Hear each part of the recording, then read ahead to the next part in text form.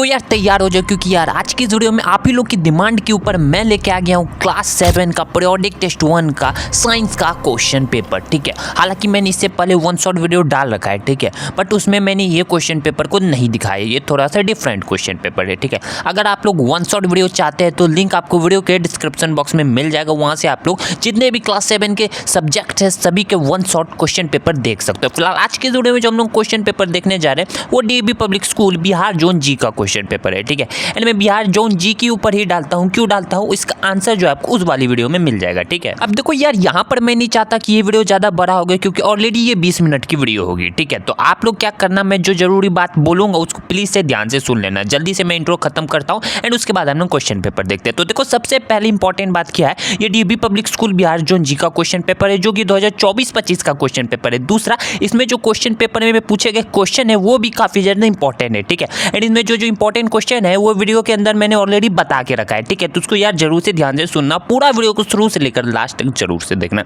बस ये रिक्वेस्ट। और तीसरा छोटा सा बात है कि यार चैनल पे नए हो तो सब्सक्राइब करके बेल नोटिफिकेशन को जरूर से ऑन कर देना। तो चलिए स्टार्ट करते हैं। So let's get started.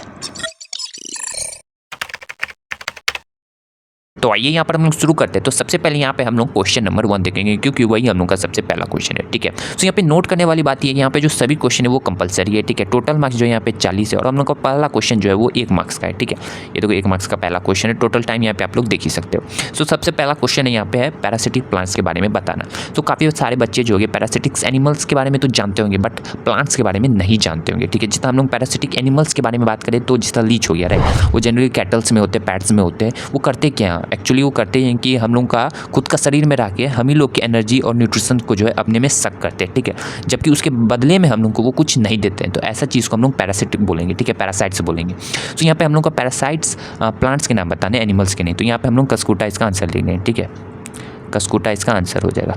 कस्कूटा मैं अच्छा से यहाँ पे लिख देता हूँ। ठीक है, कस्कूटा, जिसको कि हम लोग हिंदी में अमर बेल भी बोलते हैं। ठीक है, तो ये हम लोग का पहला का आंसर हो जाएगा। दूसरा बोल रहा है कि where does photosynthesis takes place in cactus.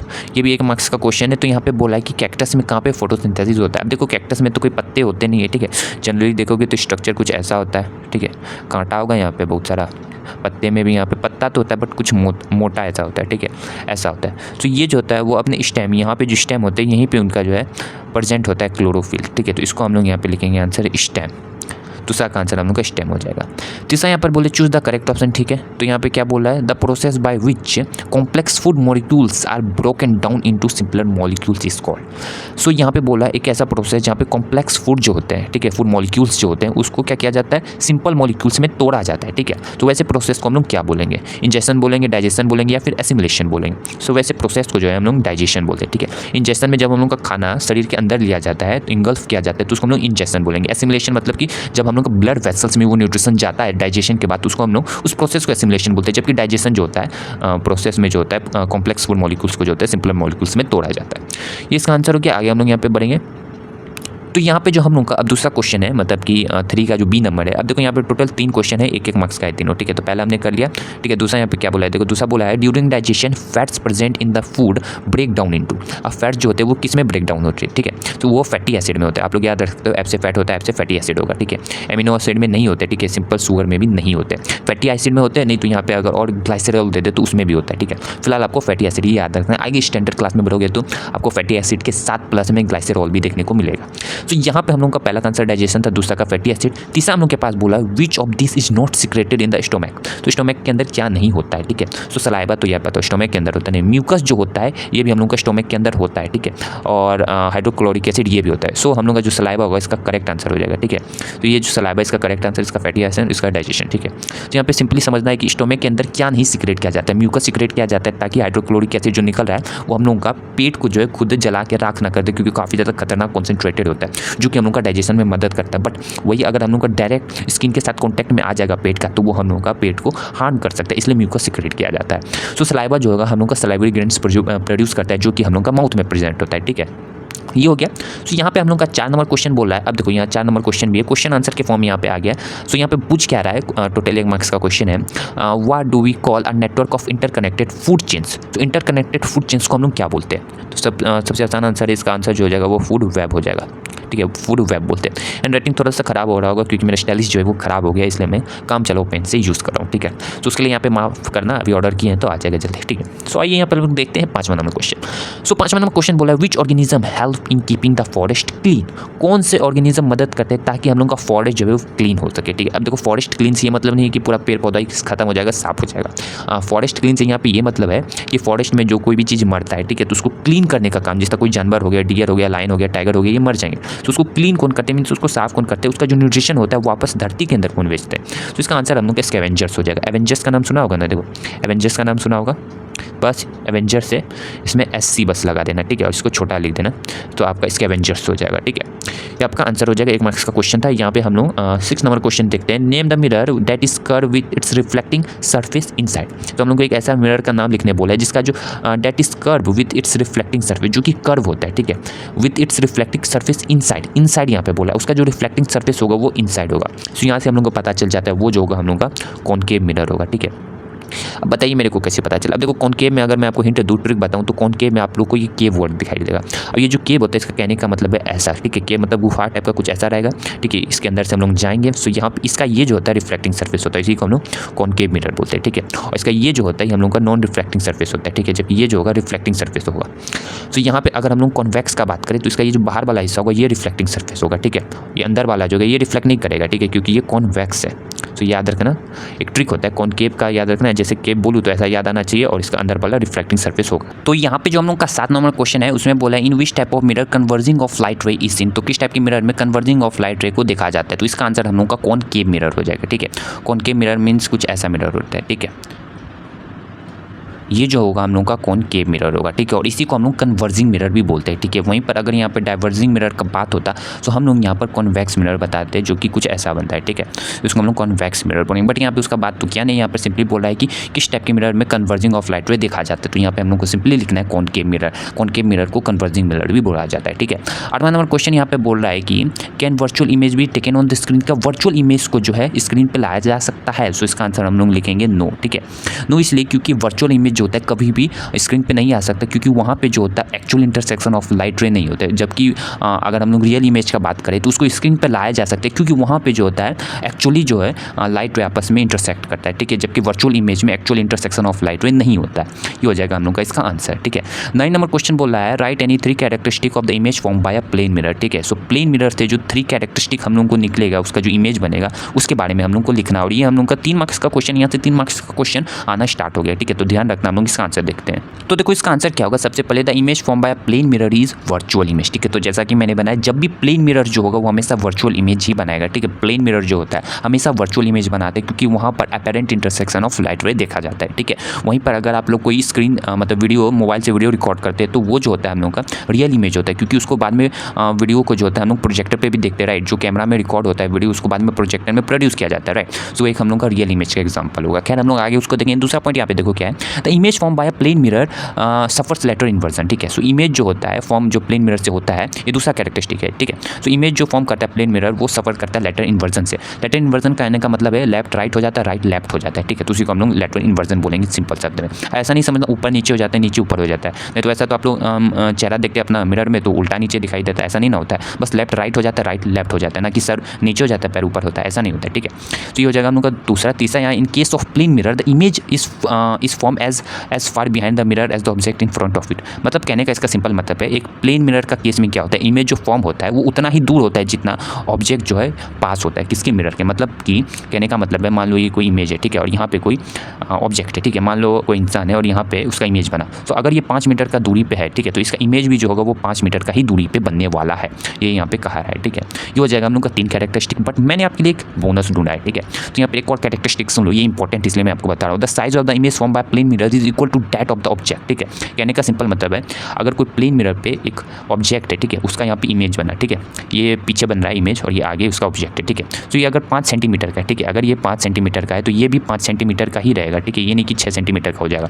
कहने का मतलब है जितना साइज होता है एक्चुअल ऑब्जेक्ट का वही उसका इमेज का साइज होता है, ठीक है।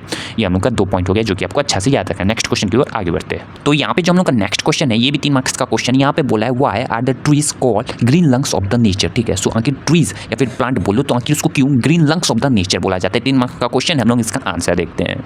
तो देखो इसका आंसर क्या होगा, सिंपली हम लोग इसका आंसर एकदम सिंपल है, समझ लेना। आप लोग इसको पॉइंट वाइज भी लिख सकते हो, यहाँ पे जो मैंने इसको पैराग्राफ वाइज लिखा है, ठीक है। सो यहाँ पर the plant help to provide oxygen for animal for respiration, ठीक है। सो प्लांट जो होता है वो ऑक्सीजन प्रोवाइड करते हैं टू एनिमल फॉर रेस्पिरेशन, ठीक है। सो प्लांट जो होते हैं वो ऑक्सीजन प्रोवाइड करते हैं किसको, एनिमल को। एनिमल में हम लोग भी आ जाते हैं रेस्पिरेशन के लिए, और रेस्पिरेशन के लिए जो होता है ऑक्सीजन काफ़ी ज़्यादा जरूरी होता है, ठीक है, जो कि हम लोग को प्लांट्स देता है। They also maintain the balance of oxygen and carbon dioxide in the atmosphere. Atmosphere में जो ऑक्सीजन और कार्बन डाइऑक्साइड का ये जो रेशियो होता है इसको काफ़ी अच्छे से मेंटेन करके रखते हैं, ठीक है। क्योंकि हम लोग को एक्चुअली जो प्लांट होता है वो ऑक्सीजन प्रोड्यूस करता है, ठीक है, और ऊपर से कार्बन डाइऑक्साइड को एब्जॉर्ब भी करता है। ऑक्सीजन देखो यहाँ पे प्रोड्यूस तो कर ही रहा है, उसके साथ कार्बन डाइऑक्साइड को भी एब्जॉर्ब कर ले रहा है, ठीक है। तो इस वजह से मेंटेन करके रखते हैं प्लांट्स, और हम लोग उसी को काट देते हैं। बताओ अब देखो यहाँ पे क्या है, दैट इज वाई, ठीक है, forest are called green lungs of the earth भी लिख सकते हो, ठीक है। तो ये 3 पॉइंट हो जाएगा। The plant help us to provide oxygen for respiration लिख सकते हो, दे मेंटेन कार्बन डाइऑक्साइड और ऑक्सीजन रेशियो लिख सकते हो, ठीक है। और एक भी अपने से कुछ भी पॉइंट लिख सकते हो। 3 मार्क्स का क्वेश्चन इतना लिखोगे तो काफी इनफ है। तो नेक्स्ट क्वेश्चन की ओर आगे बढ़ते हैं। तो देखो यहाँ पे जो हम लोग का 11वां नंबर क्वेश्चन है वो बोला है write any 3 differences between real image and virtual image, ठीक है। सो रियल इमेज और वर्चुअल इमेज 2 अलग इमेज है, इन दोनों के बीच में हम लोग को 3 डिफरेंसेस लिखना है। 3 क्यों लिखना है, क्योंकि ये 3 मार्क्स का क्वेश्चन ये तो 3 पॉइंट्स तो आपको 3 डिफरेंस तो लिखने ही होंगे, ठीक है। सो हम लोग इसका आंसर देखते हैं। तो देखो इसको अच्छे से समझना इंपॉर्टेंट क्वेश्चन है और आपके एग्जाम में आएगा भी, ठीक है। तो इसको स्टार मार्क्स करके हम लोग इसका आंसर देखते हैं, ठीक है। तो यहाँ पे देखो रियल इमेज के बारे में क्या बोला है। रियल इमेज के बारे में बोला है real image is form due to the actual intersection of reflected ray, ठीक है। रिफ्लेक्टेड रे का एक्चुअल इंटरसेक्शन से रियल इमेज बनता है। वहीं पर वर्चुअल इमेज जो होता है हम लोगों को एक्चुअल इंटरसेक्शन से नहीं मिलता है, ठीक है। Rays meet if they are produce backward, mean उसको पीछे बढ़ाया जाता है तभी वर्चुअल इमेज हम लोग को बनता है, इसलिए इसको हम लोग वर्चुअल बोलते हैं। दूसरा यहाँ पे देखो क्या बोला है, दूसरा यहाँ पे बोला है real image can be obtained on the screen, वहीं पे वर्चुअल इमेज को जो स्क्रीन पे नहीं लाया जा सकता। तीसरा यहाँ पे बोल रहा है real image is inverted with respect to the object, वहीं पे अगर वर्चुअल इमेज का बात करें तो इरेक्ट होता है, ठीक है। तो इसका कहने का क्या मतलब, इन्वर्टेड का मतलब कहने का है अगर ये आपका इमेज है, ठीक है, मान लो इमेज है तो इसका इन्वर्टेड कुछ ऐसा बनेगा, ठीक है, मीन्स अपसाइड डाउन हो जाता है। अगर पैर ऊपर है तो पैर नीचे हो जाएगा, या फिर सर ऊपर है तो सर नीचे हो जाएगा, ठीक है। इसका ये इमेज हो गया, ठीक है, और ये एक्चुअल रे हो गया, मतलब एक्चुअल ऑब्जेक्ट हो गया, ठीक है। और यहाँ पे इरेक्ट कहने का क्या मतलब है, इरेक्ट कहने का मतलब जिस टाइप का आपका ऑब्जेक्ट है उसी टाइप का आपका क्या बनेगा, इमेज बनेगा, ठीक है। आप लोग जैसे कि मिरर में अपना फेस देखते होंगे तो वो इरेक्ट होता है, मीन्स अपसाइड डाउन नहीं होता है वो, ठीक है, वो होता है स्ट्रेट ऑन द एक्सिस, ठीक है, अपने एक्सिस पे जो होता है वो स्ट्रेट होता है, ठीक है। सो आप जो अपना इमेज देखते हो मिरर में वो आपका इरेक्ट इमेज होता है, ठीक है, इसलिए हम लोग उसको बोलते हैं इरेक्ट एंड वर्चुअल, और इन्वर्टेड के साथ रियल आ जाता है। एग्जाम्पल के लिए यहाँ पे आप लोग देख सकते हो 3 पॉइंट है तो इनफ है, फिर भी यहाँ पे देख लो the image of a distant form by concave mirror से रियल इमेज बनता है, ठीक है। वहीं पे कॉन्वेक्स मिरर और प्लेन मिरर से जो होता है हम लोग का वर्चुअल इमेज बनता है। ये हो जाएगा इसका आंसर। नेक्स्ट क्वेश्चन की ओर हम लोग आगे बढ़ते हैं। तो यहाँ पे जो हम लोग का 12वां नंबर क्वेश्चन है वो बोले differentiate between absorption and assimilation. 3 marks का क्वेश्चन है, एब्जॉर्प्शन और एसिमिलेशन के बीच में क्या फर्क होता है, तो हम लोग को इसको बताना है। सो हमको कम से कम तो 3 पॉइंट लिखना होगा, 3 मार्क्स का क्वेश्चन है, हम लोग इसका आंसर देखते हैं। तो देखो यहाँ पे जो आंसर है वो हम लोग का पैराग्राफ वाइज है, ठीक है। तो यहाँ पे आप लोग इसको पॉइंट वाइज भी क्रिएट करके लिख सकते हो, ठीक है। तो यहाँ पे सिंपली देखो एब्जॉर्प्शन का क्या मतलब होगा, it is the process of absorbing simple water soluble fragment into blood stream. तो इसको हम लोग एब्जॉर्प्शन बोलते हैं, मींस जो हम लोग का सिंपल वाटर मॉलिक्यूल्स होता है जब उसको ब्लड स्ट्रीम के अंदर लिया जाता है तो उसको हम लोग बोलेंगे एब्जॉर्प्शन, ठीक है। एसिमिलेशन का क्या मतलब हुआ, it is a process of carrying absorb simple molecule to different organ of the body by blood vessel to build complex substance like protein. So absorption में क्या होता है, हम लोग का जो सिंपल वाटर सोल्यूबल मॉलिक्यूल है उसको ब्लड स्ट्रीम के अंदर लिया जाता है तो उसको हम लोग एब्जॉर्प्शन बोलेंगे। और एसिमिलेशन में जो होता है हम लोग का वही जो हम लोग का एब्जॉर्ब न्यूट्रिशन होता है उसको अलग अलग ऑर्गन तक पहुंचाया जाता है ताकि हम लोग प्रोटीन टाइप का जो सब्सटेंस है उसको बिल्ड करें। यही दोनों के बीच में डिफरेंस है मेन, ठीक है। तो आइए यहाँ गाइस नीचे आगे बढ़ते हैं, ठीक है। तो यहाँ पे 13, 14, 15, 16 और हम लोग के पास 4 क्वेश्चन बचा है। तो यहाँ पे जो हम लोग का 13वां नंबर क्वेश्चन है उसमें बोला है write any 3 function of tongue, ठीक है। तो 3 मार्क्स का क्वेश्चन इसमें बोला है 3 फंक्शन ऑफ टंग का लिखना है, ठीक है। तो चलिए हम लोग इसका आंसर देखते हैं। तो आइए हम लोग इसका आंसर देखते हैं 3 फंक्शन क्या है टंग, ठीक है, जी का। तो सबसे पहला जो जी का फंक्शन होता है वो क्या है, tongue moves your food around your mouth to help you chew and swallow, ठीक है। आपका जो जी होता है वो जो है आपका चिबाने में तो मदद करता है, ये साथ साथ निगलने में भी मदद करता है, ठीक है। तो ये पहला पॉइंट होगा। दूसरा यहाँ पे देखो फंक्शन क्या है उसका, it also help you make different sound so you can speak and form words clearly, ठीक है। ये आपको मदद करता है ताकि आप लोग अलग अलग आवाज़ निकाल पाओ, ठीक है। आप बिना जिप को हिलाए आवाज़ नहीं निकाल सकती, ये एक फैक्ट है, ठीक है। और आपका जी आपने हमेशा देखा होगा कि आपके अपर वाले जॉ के साथ स्टिक होता है ना कि आपके नीचे वाला, ये एक फैक्ट है, मैंने बता दिया, ठीक है। रैंडम है, इससे कोई लेना देना नहीं है, ठीक है। तो यहाँ पे तीसरा पॉइंट देखो क्या है, योर टंग, ठीक है, आपका जो जी है help keep your airway open so you can breathe properly too, means आपका जो जी है वो आपका एयरवे को ओपन रखता है, ठीक है। मीन्स विंड पाइप जो होता है वहाँ से सांस आते जाते रहे, इसलिए आपका जो टंग है उसको ओपन रखने का मदद करता है, ठीक है, ताकि आप लोग ब्रेथ कर पाए। देखो अपना नाक बंद हो जाता होगा होगा तो मुंह से सांस लेते हो, मुंह से कैसे सांस ले पाते हो, ताकि आपका जी मदद करे, अगर जी नहीं रहेगा तो मुंह से भी सांस नहीं ले पाओगे। तो ये फंक्शन हो गया। नेक्स्ट क्वेश्चन की ओर फटाक से आगे बढ़ते हैं। तो यहाँ पे देखो 14 नंबर क्वेश्चन बोला है व्हाट आर सैप्रोफाइटिक प्लांट्स, ठीक है। सैप्रोफाइटिक प्लांट्स क्या होते हैं, गिव एग्जांपल, उसका एग्जांपल देना and explain how this plant get their nutrition. तो 5 मार्क्स का यहाँ पे देखो क्वेश्चन है। अब जो यहाँ पे 3 मार्क्स का खत्म हो गया, 5 मार्क्स का 3 क्वेश्चन है, तो टोटल ये जो 14, 15, 16 क्वेश्चन, ये टोटल 15 मार्क्स का क्वेश्चन है। तो ध्यान से इसको समझना, ठीक है। तो सबसे पहले बोला सैप्रोफाइटिक प्लांट्स क्या होता है, उसका एग्जांपल दे दो और एक्सप्लेन करो how this plant get their nutrition, means वो अपने न्यूट्रिशन कैसे लेते हैं, उसको भी हम लोग को एक्सप्लेन करना है। हम लोग इसका आंसर देखते हैं। तो देखो यहाँ पे हम लोग सबसे पहले देखेंगे कि आखिर सैप्रोफाइटिक प्लांट्स होता क्या, उसके बाद उसका एग्जांपल देखेंगे एंड फिर उसके बाद एक्सप्लेनेशन देखेंगे, ठीक है। तो यहाँ पे सबसे पहले समझो the plant that obtain food from dead and decaying bodies of other organism are called saprophytic plant, means वैसे प्लांट्स जो कि अपना फूड जो है वो डेड और डिकेइंग बॉडीज मींस सड़े या फिर गली हुई चीज से अपना न्यूट्रिशन को ऑब्टेन करते, तो वैसे ऑर्गेनिज्म को हम लोग सैप्रोफाइटिक प्लांट्स बोलते हैं, ठीक है। एग्जांपल के लिए यहाँ पे गाइस आप लोग ईस्टर देख सकते हो, मशरूम देख सकते हो एंड यहाँ पे अब हम लोग देख लेते हैं वो एक्सप्लेनेशन जो कि हम लोग को एक्सप्लेन करेगा आखिर वो यहाँ पे कहने का मतलब है सैप्रोफाइटिक प्लांट जो होता है अपना न्यूट्रिशन कैसे लेता है, ठीक है। तो यहाँ पे देख सकते हो saprophytic produces digestive fluid on dead and decaying matter, they then soak up the nutrition from in this way they digest their food on meals and drive nutrition from in. अब करते क्या सैप्रोफाइटिक प्लांट्स, एक digestive fluid अपने अंदर से secret out करते हैं। वो क्या, जब गिरता है डेड और डिकेइंग मैटर पे, सो उसका जो कॉम्प्लेक्स फूड मॉलिक्यूल्स होता है वो सिंपल मॉलिक्यूल्स में टूट जाता है, उसके बाद वो उसको इजीली डाइजेस्ट कर लेते हैं। हम लोग holozoic mode of nutrition show करते हैं, जिस वजह से हम लोग जो है सबसे पहले खाने को अपने अंदर लेते हैं, उसके बाद उसमें जो कॉम्प्लेक्स मॉलिक्यूल होता है उसको तोड़ते हैं। जबकि यहाँ पे क्या हो रहा है, पहले ही अपना खाने से मुंह में लेने से पहले यहाँ पे उसको बाहर ही तोड़ दिया जा रहा है। यही इसका प्रोसेस होता है न्यूट्रिशन का। उसको समझ गए हो। नेक्स्ट क्वेश्चन की ओर आगे बढ़ते हैं। तो देखो यहाँ पे जो हम लोग का 15 नंबर क्वेश्चन है उसमें बोला है कि describe the nutrition in amoeba using diagram, ठीक है। 5 मार्क्स का क्वेश्चन, ये काफी ज्यादा इंपॉर्टेंट क्वेश्चन। इसमें हम लोग को बोला है कि डिस्क्राइब करना nutrition in amoeba using diagram. ये वाला क्वेश्चन, ये वाला नहीं सॉरी माफ कीजिएगा, एक जो हमने ऊपर देखा था राइट, ये वाला क्वेश्चन जहाँ पर हम लोग को रियल और वर्चुअल इमेज के बीच में डिफरेंशिएट करना था, ये क्वेश्चन, ठीक है। और हम लोग का ये जो क्वेश्चन हो गया डायग्राम वाला, ठीक है। डायग्राम में यही आएगा, ठीक है। आपको क्या करना होगा कि बोल देगा कि एमवाइवा है, उसका हम लोग को न्यूट्रिशन शो करना है यूजिंग डायग्राम, ठीक है। ये क्वेश्चन काफी ज्यादा इंपॉर्टेंट है, 5 मार्क्स का क्वेश्चन, ये 5 मार्क्स में ही आएगा। तो हम लोग इसका आंसर देखते हैं। हाँ तो देखो इसका आंसर क्या होगा, amoeba does not have specialized organ for nutrition, ठीक है। उसके पास कोई भी स्पेशलाइज्ड ऑर्गन नहीं है ताकि वो अपना फूड को जो है इंगल्फ कर सके, ठीक है। सो क्या कहता है, the entire process is carried out through the body surface with the help of pseudopodia. Pseudopodia क्या होता है, फिंगर लाइक प्रोजेक्शन होता है, ठीक है। उस फिंगर लाइक प्रोजेक्शन से वो अपना इंटायर बॉडी में वो कहीं से भी निकल सकता है, क्या सूडोपोडिया, ठीक है। ये जो सूडोपोडिया है कहीं से भी निकल सकता है और ये क्या करता है, जहां भी इसको आसपास फूड मॉलिक्यूल दिखता है उसके आसपास वैक्यूल बनाने लगते हैं उसको घेर के, ठीक है। अब क्या होता है, nutrition in an amoeba occur through a process called phagocytosis. अब जो न्यूट्रिशन एमवाइवा में देखा जाता है वो एक प्रोसेस से होता है जिसको कि हम लोग फैगोसाइटोसिस नाम दिया। फैगोसाइटोसिस ज़्यादा कुछ हार्ड प्रोसेस नहीं है, ठीक है। सिंपली ये क्या होता है, एक प्रोसेस होता है जहाँ पे हम लोग का क्या करता है, एमवाइवा जो होता है अपना फूड को इंगल्फ करता है, ठीक है। यहाँ पे साफ लिखा है phagocytosis is the process by which the food is engulf by the organism, ठीक है। सो एक ऐसा प्रोसेस होता है जहाँ पर फूड को जो होता है इंगल्फ किया जाता है ऑर्गेनिज्म की जगह यहाँ पे आप लोग एमवाइवा लिख दोगे तो ज़्यादा सही रहेगा, ठीक है। एमवाइवा के द्वारा जब फूड को इंगल्फ किया जाता है तो वैसे प्रोसेस को हम लोग फैगोसाइटोसिस बोलेंगे, ठीक है। यहाँ पे क्योंकि हम लोग फैगोसाइटोसिस तो देखो हर एक ऑर्गेनिज्म में होता है, बट क्योंकि यहाँ पर हम लोग पर्टिकुलर ऑर्गेनिज्म एमवाइवा के बारे में बोल रहे हैं तो यहाँ पे एमवाइवा लिखना ज़्यादा सही होगा, ठीक है। सिंपली समझ गए, एमवाइवा के पास कोई भी स्पेशलाइज्ड ऑर्गन नहीं होता है ताकि वो अपना फूड को इंगल्फ कर सकते, तो उसका इंटायर बॉडी जो होता है वही उसका मुंह के लिए काम करता है, ठीक है। उसका प्रोसेस जो होता है इंगल्फ करने का प्रोसेस सफल हो पाता है विद द हेल्प ऑफ उसका एक काम करता है जिसका नाम होता है सूडोपोडिया, ठीक है। सूडोपोडिया जो होता है एक फिंगर लाइक प्रोजेक्शन होता है,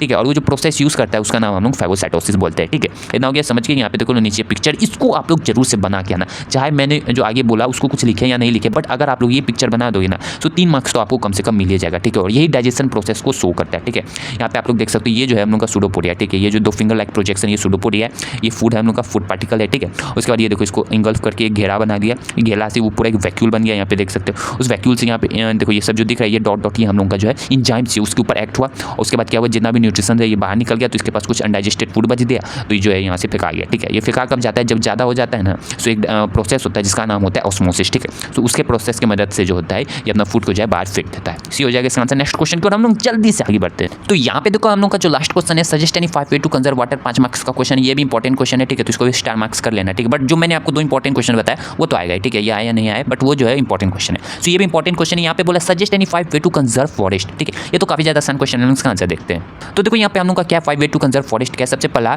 इंट्रोड्यूसिंग एफोरेस्टेशन प्रोग्राम, ठीक है। एफोरेस्टेशन लॉ मींस पेड़ लगाने वाले प्रोग्राम को हम लोग बोलते हैं एफोरेस्टेशन प्रोग्राम। दूसरा यहाँ पे कंट्रोलिंग फॉरेस्ट फायर को कंट्रोल करना काफी ज्यादा जरूरी है, खासकर अभी जो गर्मी हो रहा है काफी ज्यादा फॉरेस्ट फायर देखने को मिल रहा है। तीसरा यहाँ पे बोला है proper utilization of forest resource. अब रिसोर्स का जो आप लोग 10 चैप्टर में चैप्टर पढ़ोगे जहाँ पर प्रॉपर यूटिलाइजेशन ऑफ रिसोर्स बताया जाता है, ठीक है। तो यहाँ पे जो रिसोर्स है उसका यूटिलाइजेशन मींस उसको कैसे यूज किया जा रहा है उसको भी अच्छी तरीके से देखा जाना चाहिए, उसके ऊपर गौर करना चाहिए, उसके ऊपर जो है थोड़ा सा उसको मॉडिफाई करना चाहिए, क्योंकि अभी जो है रिसोर्स काफ़ी ज़्यादा अंधाधुंध यूज़ किया जा रहा है, तो ऐसा नहीं होना चाहिए, ठीक है, क्योंकि रिसोर्स जो होता है एक लिमिटेड सोर्स होता है। यहाँ पे ये एक और है, देखो पॉइंट क्या बोला, proper care should be taken to protect the forest from pests and diseases, ठीक है। अब जो खेत में कीड़ा मकोड़ा लग जाता है उससे काफ़ी ज़्यादा नुकसान होता है, ठीक है, उसके वजह से फेमाइन आ जाता है, तो इस वजह से हम लोग उसके ऊपर ध्यान देना चाहिए, ठीक है।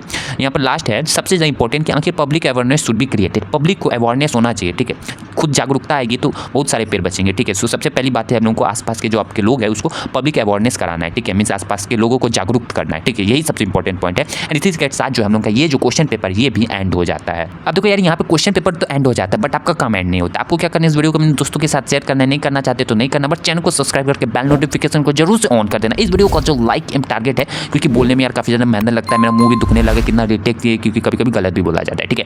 तो यहाँ पे जो काफ़ी ज़्यादा मेहनत लगता है तो उसके लिए यार नीचे जो एक लाइक और नीचे ठोकना बनता है, क्यों, क्योंकि आपके लिए यार इतनी मेहनत करते यार लाइक तो ठोक देना, ठीक है। तो मिलते हैं इसकी नेक्स्ट वीडियो में, अपना ख्याल रखना, ठीक है। एक और बात मैं बोलना चाहूँगा, क्योंकि अभी जो है काफ़ी ज़्यादा ब्लड फ्लू का भी मामला देखा जा रहा है, जो कि हो सकता है आगे भयानक बीमारी फेमाइन या फिर कोई डिजीज़ लेके आ जाए, तो उसके लिए जो आपको बचे रहना है, ठीक है। तो अच्छे से अपने ख्याल रखना, ठीक है। और हम लोग के चैनल को यार थोड़ा सा सब्सक्राइब कर दिया करो, सपोर्ट कर दिया करो। तो मिलते हैं हम नेक्स्ट वीडियो के अंदर किसी नए टॉपिक्स के साथ, ठीक है।